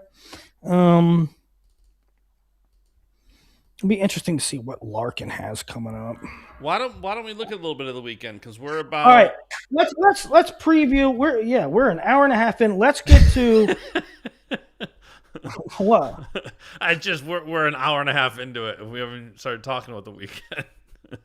Hour and a half, crystal ball. Let's get to Iowa, Nebraska. Let's do it. Hey, 6,000 tickets sold. I know awesome. This isn't and this is not me like pumping Nebraska. I would do this if it was Central Michigan or Illinois or anybody. It is really refreshing. It's a really great sign to see a program. They just keep breaking their attendance record the last 2 years. That's a good sign. Yeah. And All so right, there's so 6,000 guys, tickets sold. there's a triple header on Big Ten Network Friday night, 5, 7, and 9. Ohio State, Minnesota is going to be a really good duel at 7 o'clock. It's one of those wonky duels where it's going to be one you want to watch. There's a lot of great matchups, but much like there's good teams that just don't match up well with Penn State at all. That's kind of how Minnesota is this weekend with Ohio State, where Ohio State has 9 of 10 guys ranked higher than them. It's just a very tough matchup for Minnesota. But that's at 7. That's going to be very good. And then 9 o'clock Eastern, Friday night, is the big one. Iowa, Nebraska. Iowa is rebounding from a big loss, their third dual loss of the season. And we talked Penn State, Iowa in depth 2 days ago, so go back and watch that show. Iowa, Willie, I sent it to you. Iowa's even getting local sportscasters doing clips now. That's crazy. That's crazy to me.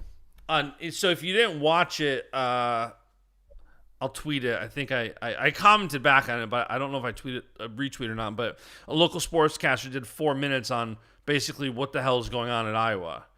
And you don't see those kind of strong takes, strong stances on college sports that aren't football, basketball. Yeah. You don't see that. I'm gonna go on Twitter right now. This sportscaster, like a local news sportscaster, he pulls no punches. No, and I thought a lot of it was spot on. I just tweeted it, so you can go back and watch it after the show. It's like 4 minutes long. The only thing I don't agree with on his take is that he said like fans are checking out. I don't think that's the case. Fans are not checking out of paying attention to Iowa. I think fans are going to be like pissed off and they're going to be like carrying pitchforks, but I don't think Iowa fans necessarily checking out. The rest of it, I thought what he said was pretty much spot on. Maybe some casuals. Yeah. Whatever. So you want to run the whole weekend, or you want to do just Iowa, Nebraska, and then maybe Friday? I don't know. Let's do. Yeah, I was gonna say let's do Iowa, Nebraska, and then kind of do an overview of the rest of the weekend. And if we go too long, we can always do another show Thursday, Friday. But Iowa, Nebraska. All right, let's Iowa, Nebraska, 9 p.m. Big Ten Network. Number 6, Dean Peterson against Cale Lauritsen or Alan Kaler. And by the way, let's preface this. Hold on, let's preface one thing. Nebraska does have very tough back-to-back duels. They have Iowa Friday night, Ohio State Sunday. I think we're going to see the starters at both, but primarily because I think they want to win these duels, and they know they can't afford to sit anybody. So there is that kind of caveat, like, are we not going to see somebody because they're only going to wrestle once this weekend? But I do think we see everybody. I think it's a great opportunity, and I don't think that you can – I don't think there's any built-in excuses for Ohio State or Nebraska. I mean, listen, Minnesota is very good, and they gave Nebraska all they could handle last week. So Ohio State is facing a very good opponent. If Ohio State puts one on Nebraska, you can't say, well, Nebraska was just coming off a very tough duel. Ohio State's coming off a tough duel too.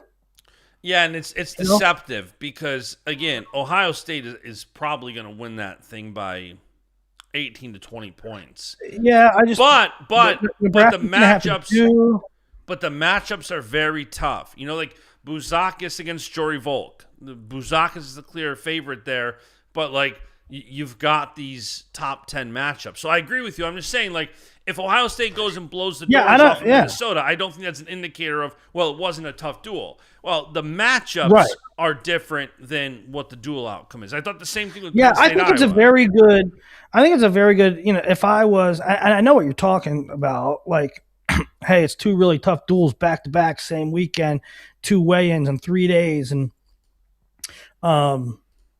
Do they kind of wrestle everybody? Do they give anybody rest?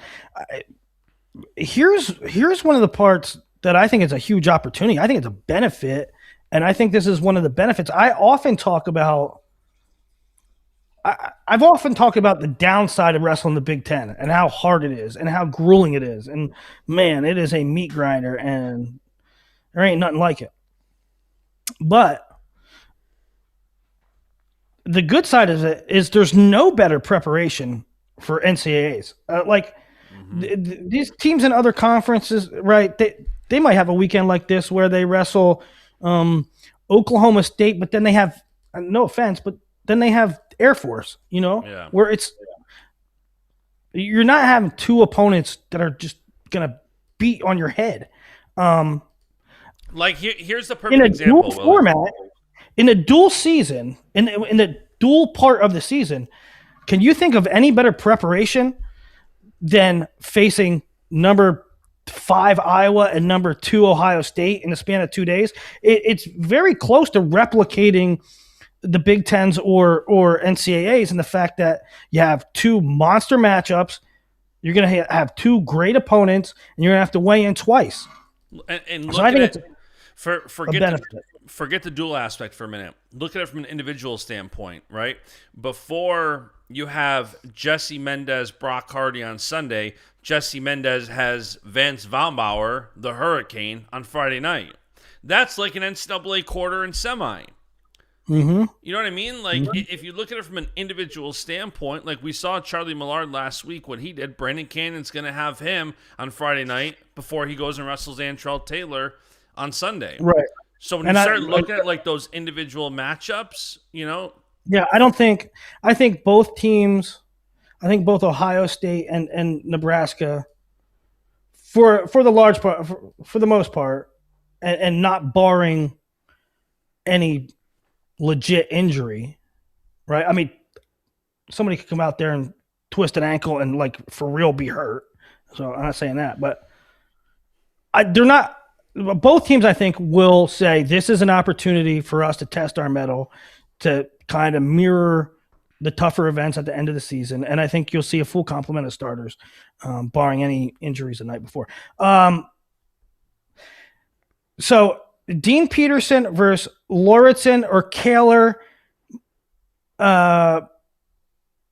Iowa also put in there two other guys. I'm not sure why. I'm not sure exactly why they would put that. If it's just precautionary, why they included Keon Hernandez or somebody else, Joey Cruz. Interesting that they didn't include Leo DeLuca, who has still 5 dates left. I was so surprised. Let me pull this on the screen actually real quick, because you bring up a good point that Iowa put. Here they are. Just put them up on the screen. These are the probables of who Iowa is putting. It's kind of crazy that they have, Cruz and Hernandez at 25, Cal Peterson at 41, Voinovich at 57, Sampson or Ludington at 97. Kind of, I guess the Sampson Ludington, obviously, okay, at 97. But the Voinovich, Peterson, Hernandez, Cruz, putting them in there is kind of interesting. And obviously no Angelo, which... Yeah, so let's talk about the Angelo thing first. I don't know what it means at 125. I'm expecting to see Dean, although maybe something's not right with him, and we'll see. I do expect to see Nasir. He looked fine. The big one's Angelo. He was visibly limping at the end of the Penn State match with Rocco Welsh. He kept bending his knee like there was something wrong with it. And so let's hope that there's nothing long-term with it. But I kind of have mixed feelings about it. On one hand, it's clear that something was not right? So I don't think it's ducking. You don't duck in a major duel where your team's on the line, right? The duel is on the line. On the other hand, it's not necessarily about Angelo. It's about the state of wrestling in general, and especially the high profile kids. There is this thing nowadays, and I don't want to be the old man get off my lawn guy, but there is this thing nowadays where like if everything isn't 100%, then we better err on the side of caution. Like, give me a break. I mean, I don't know. You'd have to be like half dead to keep me out of a duel like this. And so I'm not saying that. I'm not saying that there isn't something legitimately wrong with Angelo. I'm not saying that. But I'm saying more and more often, I hear it from kids. It's the same thing with like putting who's number one matchups together, or like the reasons why they didn't go in a certain college duel. Like, well, I had a hangnail and I didn't get enough sleep last night. Listen, this is for their freaking school. This is for your brothers on the team. Like, you're going to have to go. Would you go if it was an NCAA tournament? You're damn right you would. Anyway. By the way, the Angelo is a huge swing because, spoiler alert, I've got it 5-5. Well, think about this. Probably, I don't know, 10 days ago, it went from Angelo and Dean to Gabe Arnold and Brody Sampson. Isn't that crazy? Yeah. Well, let's go through it. So Dean Peterson, I give him the win at 30. At 25, I've got Dean Peterson winning it. I got Dean. I think it'll be Kaler. I think it'll be Kaler, and man, Kaler is tiny. Kaler is a tiny 125. And he fights hard. He fights really hard. Kaler does. I'm interested to see bonus. I don't know. 3-point takedown. I mean, I think Kaler's good. I think he's a good, tough cookie. But in the era of 3-point takedowns, I mean, I could see a 3-0 takedown differential for Dean and maybe a bonus point. But let's keep it. Dean's got very low bonus on the year. I don't. He has very low bonus career. Correct. Like his career is 23% bonus. So I don't think. Also, given the fact that this is at Nebraska, Dean I think will wins this match, but I don't think it's by bonus. Like 8-2. Yeah. All right, making a regular decision. 3-0 Hawks. Drake Ayala, Jacob Van D. I think 6 months ago we would have said Van D, All-American, very good. Drake, next topic. This will be 7-2. Now I think Van D, other than like a late match brain fart, he's undefeated. He was beating a guy by 7 points and got mixed. Other than that, he's undefeated, and Drake is 4-5 or 4-6 and doesn't look great. So I think perception-wise, if you're a Nebraska fan, you go, this is a spot. This is a spot where we can get it done. We could really flip the tide here and take control of this duel and really change things up. That being said, I think Van D has a better shot to win this than I would have 4 months ago. That being said, I'll still take Drake. Drake hasn't looked the same, but his losses have all been the studs. This, for me, picking this match, if you bet football, this is a straight play for me. Again, it's kind of I look at this match like betting football. You've got Drake Ayala. What do I think is more likely? Drake to lose 4 straight or Van D to take his first loss of the season in mid-January? No. I just think the likelihood that Van D can drop one to a 2-time returning national finalist is a hell of a lot more likely than Drake losing 4 straight. That to me right there. Like, The context matters so much for this match. I just do not see Drake losing 4 straight. I can't. If the stakes were different, the context was different, I think it's a different analysis for me. But this is very much like if you're betting football and you're looking at the two teams and it's like, wait a minute, I just don't see a world where Drake loses 4 straight.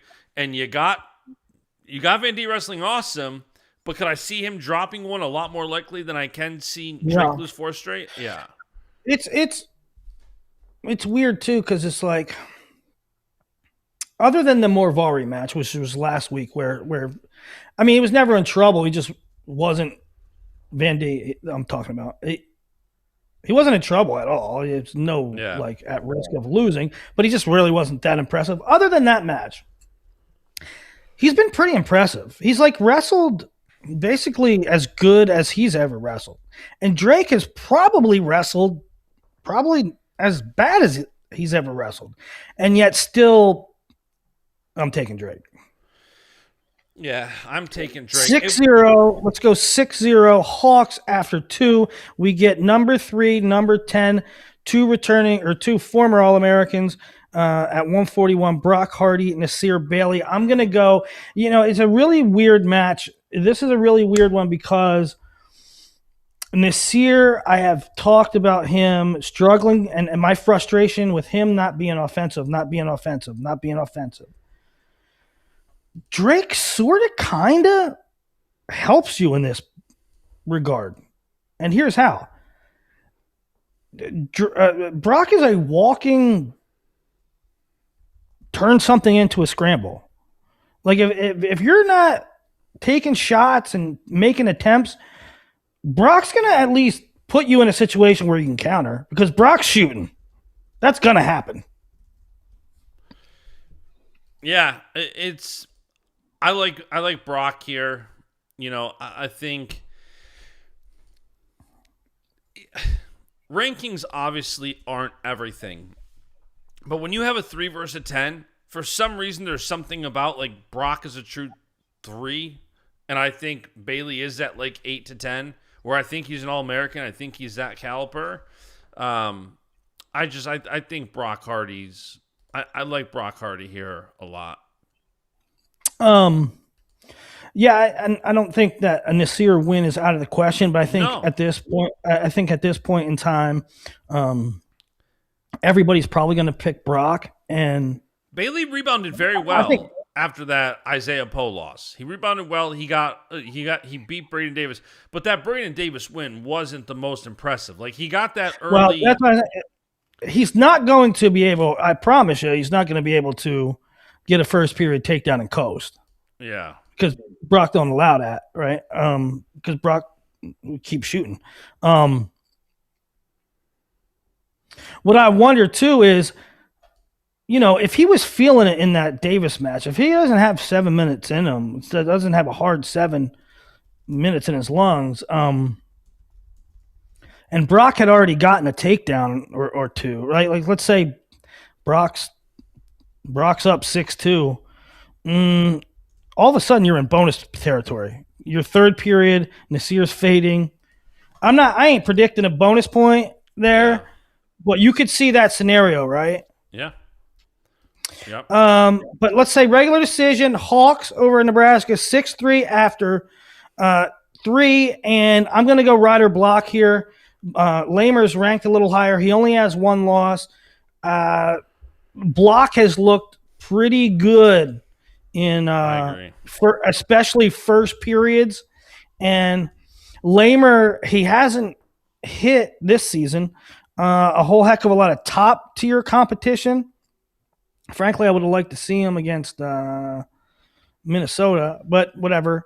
That's what I was going to say. He has, like, if you're looking at WrestleStat and just going by WrestleStat rankings, he's only seen 1 guy in the top 25, and he lost it.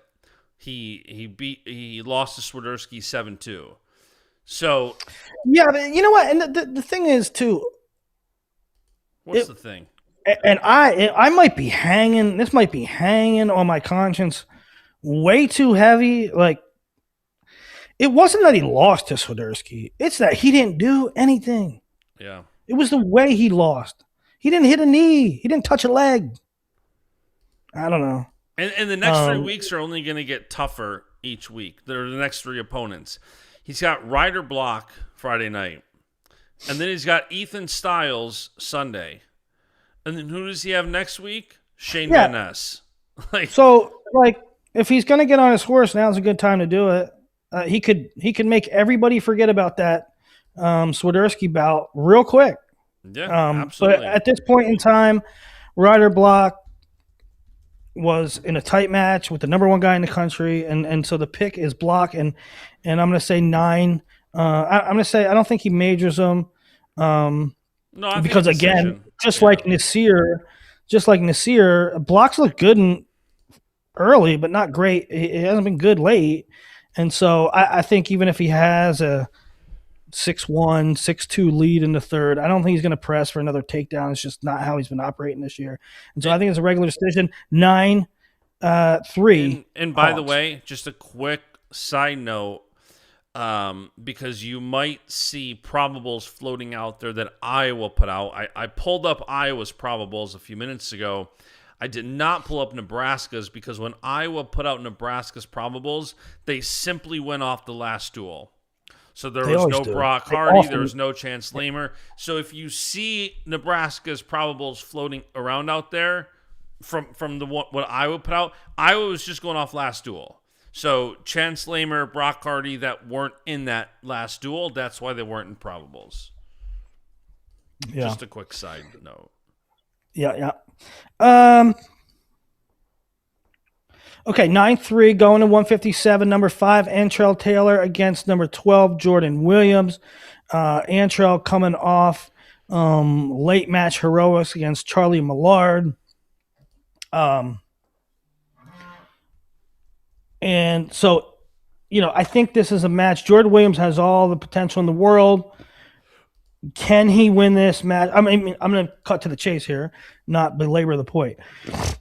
I think Jordan Williams could certainly – heads don't explode if Jordan Williams win this match, but I think everybody's taking Antrell, right? Antrell, tight win. He had some weird losses. Rosinski, tight one with Robideau. Took everything. Took a last-second miracle to beat Millard, but I still think – I don't know. I could be wrong. Everybody's taking Antrell here, right? I think so. Yeah. It is – you said it best. If Antrell loses to Jordan, nobody's head's exploding. But I think Antrell's the clear pick here. I do. I think it's just. I mean, it sort of feels like I'm like making excuses for Antrell, I guess, but it's not making excuses. The guy's a returning national champ. He knows how to win. Well, it would have looked to me. So I said this to the coaches. I said it looked to me like Antrell wrestled Millard and like really didn't take it seriously. Like he just to me, I was watching that match and like, Antrell, what are you doing? It just looks like you're going through the motions. Looks like you're not really there. Like to me, it looked like when you wrestle in high school and you have a duel and I got this kid, he ain't very good, right? That's what it looked like to me until he was in trouble. And they said to me, it's like, no, it wasn't that. It was like just in our training, like his legs weren't there. He wasn't on top of his game, and his godfather just died in a car accident. Right? So I don't know. Can I ask you a question? You can ask me all the questions.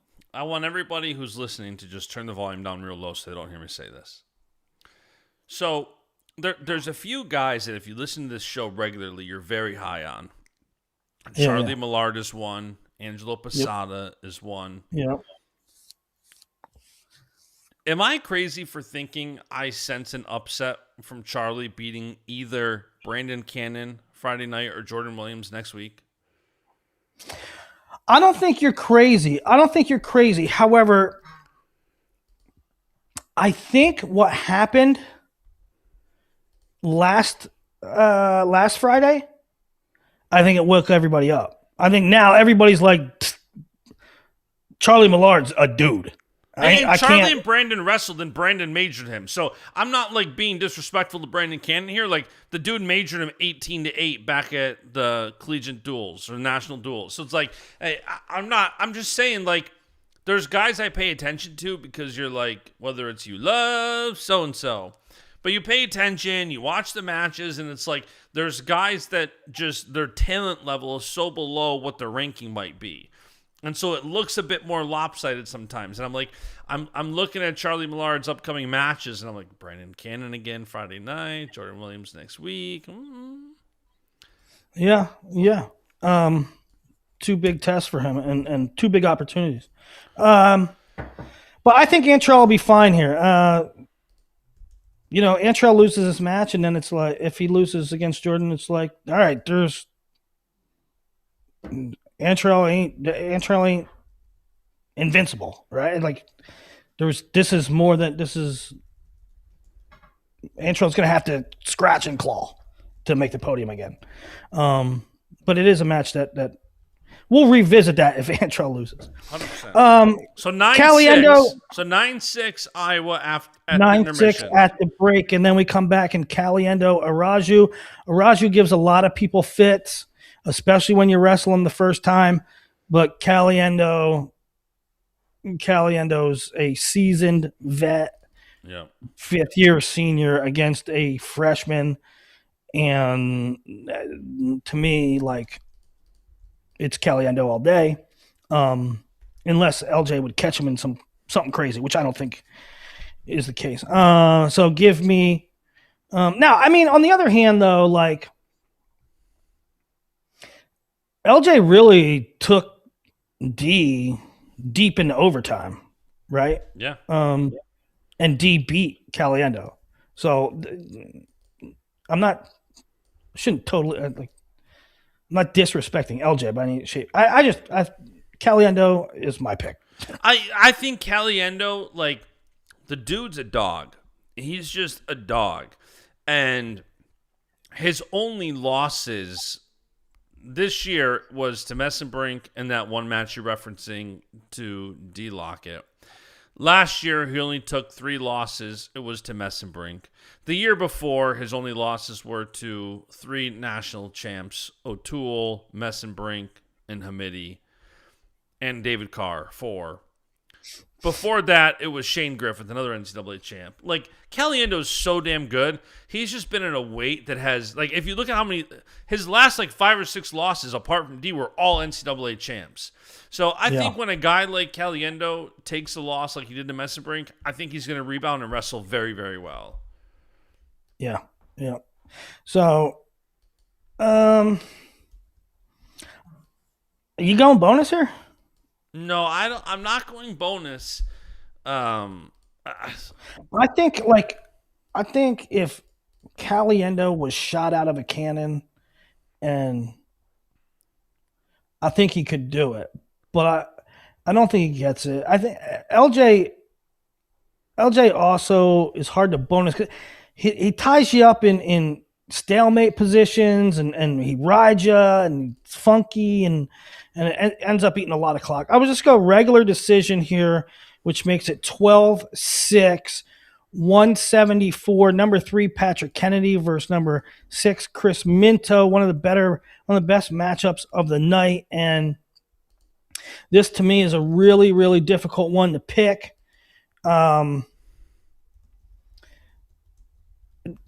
Minto wrestling this year is a little different than Minto last year. I feel like last year Minto, I felt like, was more offensive. This year, I feel like there's a quiet confidence about him that he feels like it don't matter what these dudes do, they ain't taking me down. I think you saw that in the Facundo match. Like, it didn't matter. Like, Facundo got in deep as hell a couple times, like really, really deep, and he still couldn't take him down. Yeah. And I think that Minto has that confidence, but with that, sometimes makes you susceptible, because the one time something happens, you just don't catch something real quick, and it's a clean finish, and then oh crap, I did get taken down.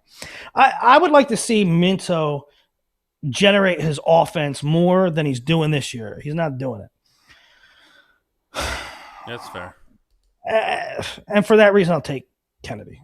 Yeah, I agree. I think Kennedy is a clear pick here. You think it's a clear pick, do you? I do. I just think Patrick Kennedy. Now, I will say with one caveat. My only caveat would be, why didn't Patrick Kennedy wrestle last week? Is he getting over a sickness? Is he banged up a little bit? That would be my only caveat. Like, I think a healthy Kennedy beats a healthy Minto. He's a hefty favorite, I would say. But, Kennedy's only got 10 matches on the year. We didn't see him. We've seen him once since December 12th. Once. He wrestled against Wisconsin 2 weeks ago. Yeah. So that would be my only, only caveat would be, why haven't we seen more of Kennedy? I don't know if he's like dealing with a nagging injury or something. I think this is it's a clearly winnable match for Minto. Oh, don't get me wrong. I think a 3 versus 6, many would probably consider this more of a toss-up. I'm probably just giving Kennedy a lot of respect because I think he's a dog. But, I mean, listen, you have a 3 versus 6, and as good as Patrick Kennedy is, being third at this weight isn't third at certain weights. Like, you're... Yeah. Either way, yeah. So I think Kennedy, but... It's a really interesting match, too, because let's just fast forward here. We're both going to take Silas over Gabe, and we'll talk about that a little bit more in depth, but for the moment, we're both going to take Silas over Gabe. We're both going to take Cam versus Cam McDaniel against whoever they send at 97, and we're both going to take Ferrari at Keeter. Over Keeter. Now, if those three happen, we have a 15-15 tie, which means Kennedy beating Minto. Which means that Kennedy, Minto, and Ayala Van D are monster matches. If either one of those flip, the duel flips. Yeah. Right? So the situation being what it is, both you and I picked Drake, both you and I picked Kennedy. The situation being what it is, but I would need them. They have to have them. By the way, it's worth noting that Gabe Arnold is 1-1 against Allred. It is worth noting. Okay. We're going to get to that. That's what but it needs to be said. I don't think that Gabe losing to Silas is a foregone conclusion. Silas, I mean, Gabe is very much good enough to be a Silas Allred. But I think the pick is Silas. Cam, you take solidly. Keeter, Ferrari, I think everybody takes AJ, but Keeter's an All-American that's ranked 8th in the country.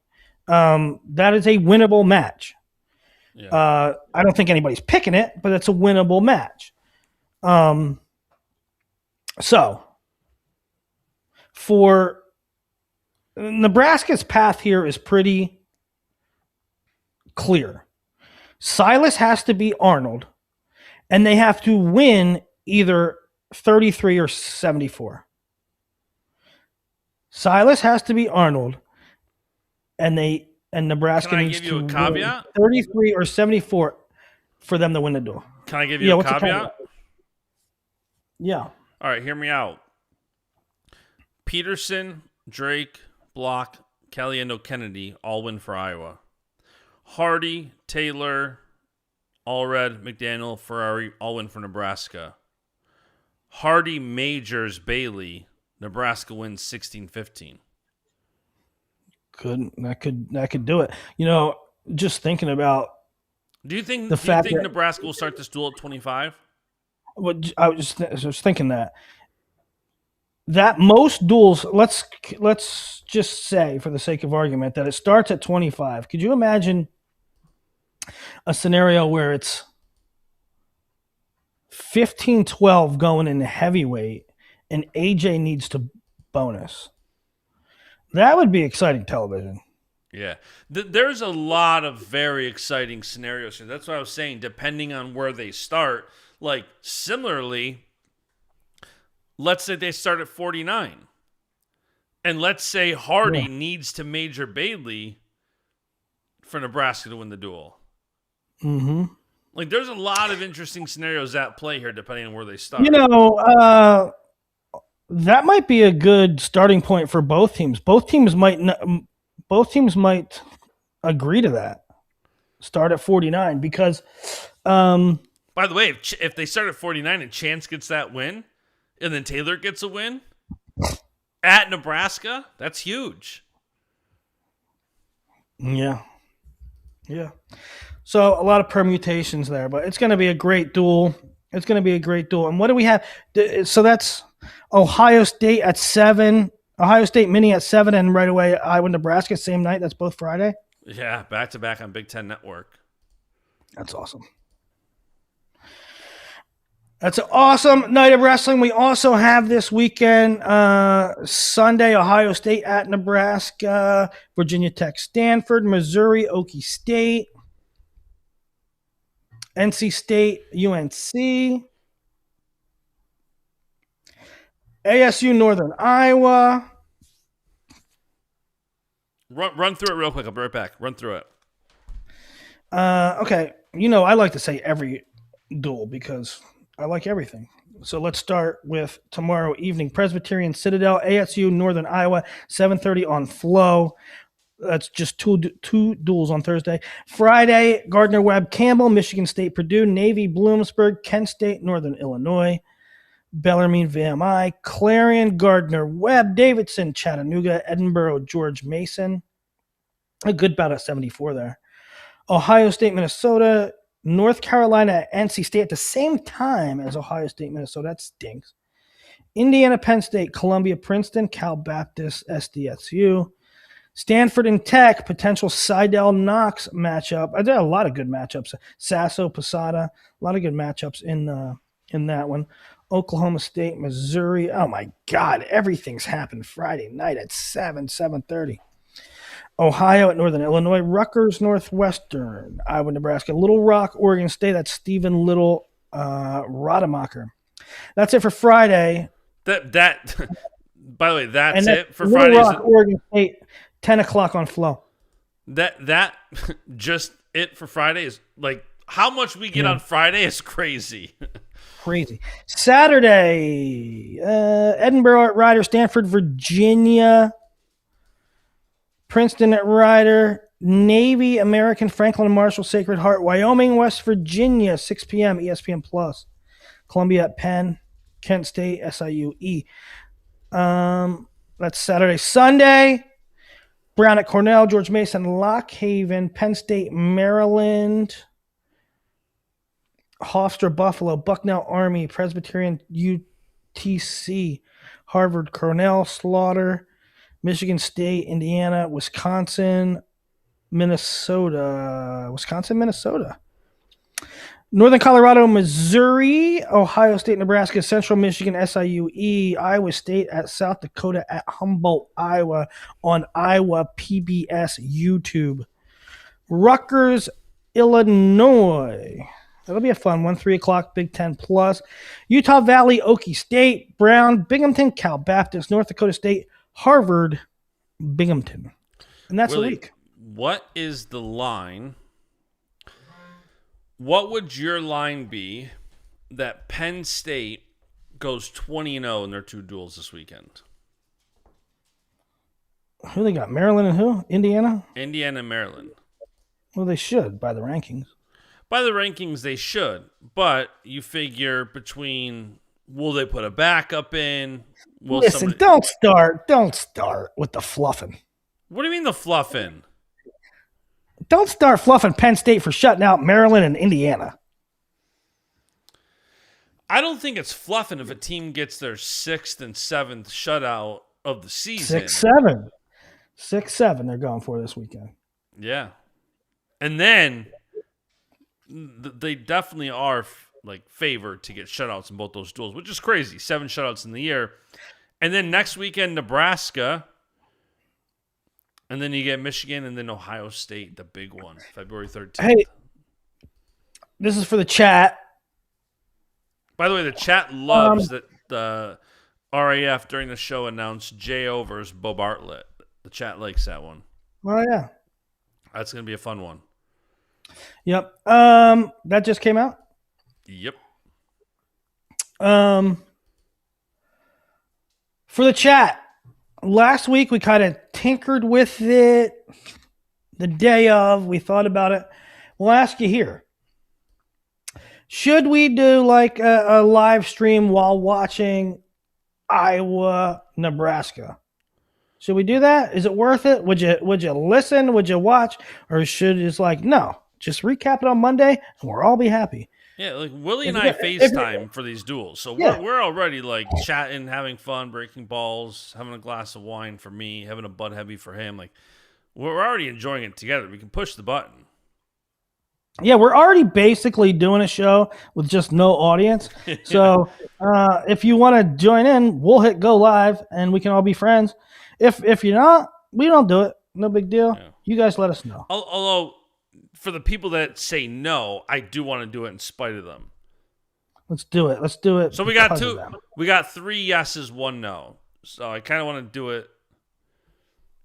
Can we discuss how stacked 133 is? You need to go back from like 2 hours ago because we spent. I'll give you the timestamp. Dude, we spent so long on 133. Go back to 15 minutes 20 seconds into the show. And start there. Have a call-in show. I don't hate that idea either. We watch it and let people call in. I don't hate that idea. Let's have call-ins. I like What do you mean call-ins? Oh, you send them the link. Yeah, like send somebody the link. Can you boot them if they get on my nerves? Yeah, easily. That's a no-brainer. All right, we'll start with Cornell Kevin. It says, do it, but Willie must be pounding the Bud Heavies.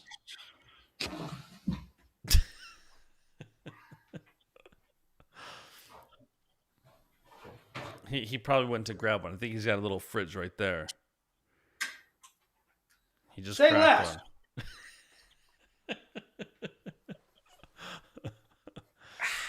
one. This is the famous Budweiser beer. We know of no brand produced which costs so much to brew and age. Our exclusive Beechwood aging provides a taste, a smoothness, and a drinkability you will find in no other beer at any price. That's my creed. Isn't that what the label says? Yep. I think we talked about that on the show before. That you've had so many Bud Heavies, you just memorized the thing. By the way, Go Bills! No! We need to Go Bills needs to be said very quietly because I do not like what Terry Pagula did this morning. Do not like what Brandon did this morning. Do not like it whatsoever. If I am Josh Allen, I'm asking for a trade to the Jets. How do I mute you? All right, Go Bills. We'll be back.